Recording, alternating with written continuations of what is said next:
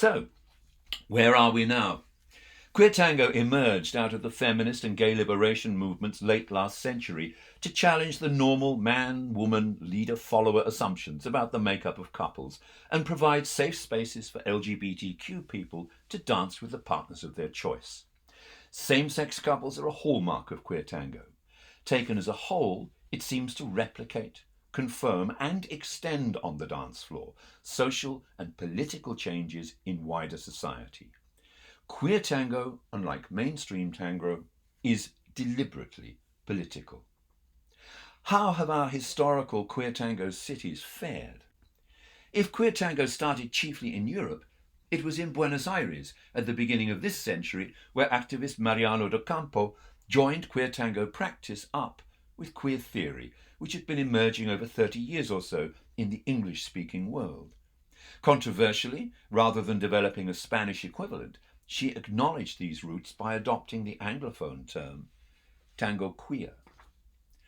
Early attempts at same-sex dancing in Buenos Aires milongas were met with overt hostility. But changes in wider society, campaigning, and the economic realities of tourism have changed tango.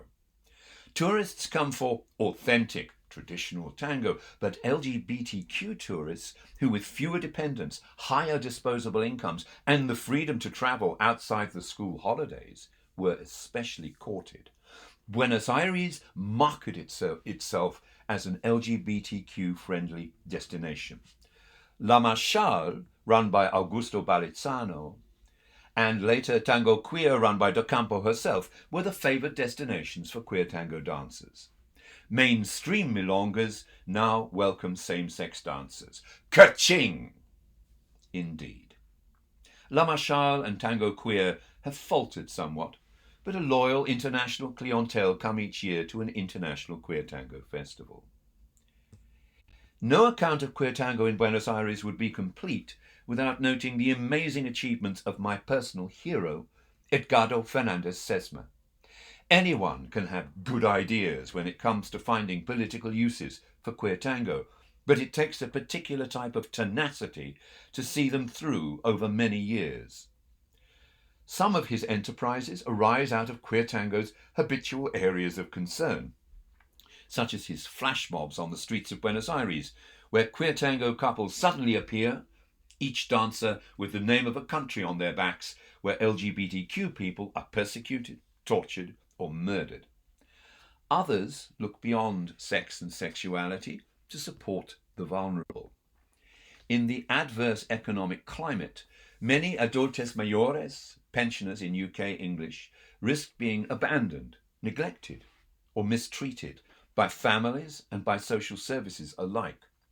For several years now, his regular practicas for adultos mayores are run expressly to counter that trend.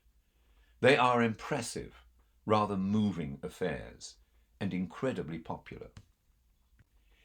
In Paris, tango thrives. Every year, with its emphasis on fashion, on dressing up, on cabaret, the distinctively Parisian international queer tango event L'Avion Rose, run by Federico Imperial and his team, echoes something of those interwar drag balls at Magic City. Berlin, the largest of the queer tango festivals run by Astrid Weisker and her team, will be celebrating its 10th anniversary this year. If numbers seem very slightly down each year, this is no reflection of its quality, which remains second to none.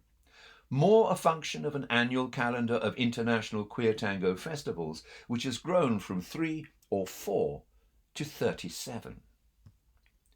And in all this, what has happened to the politics? It rather depends on where you ask the question. All queer tango reinforces the LGBTQ identities of those who dance it. This is no small matter. It is doubly important if, like Natalia Merkulova from St. Petersburg or Faisal Tegukhlu from Istanbul, you come to dance at an easygoing international queer tango festival, having come from a social and political environment hostile to you, hostile to your sexuality, and hostile to those like you. And Queer Tango London? We are maturing. In addition to our traditional queer tango practicas, gender-blind absolute beginners courses, and special events like the Nightlife of Queer Tango, and routinely dancing at mainstream milongas, we have decided to develop our overtly political activities. On the afternoon of Sunday the 10th of May at the JW3 Jewish Cultural Centre, we will be co-hosting with them Jewish Tango meets Queer Tango, our joint recognition that, as rising anti-Semitism and homophobia put all of us and those we love in greater danger, we must, literally in our cases, reach out to one another, embrace, and rather than using differences to foment hatred, celebrate our differences by dancing. You are all cordially invited to join us.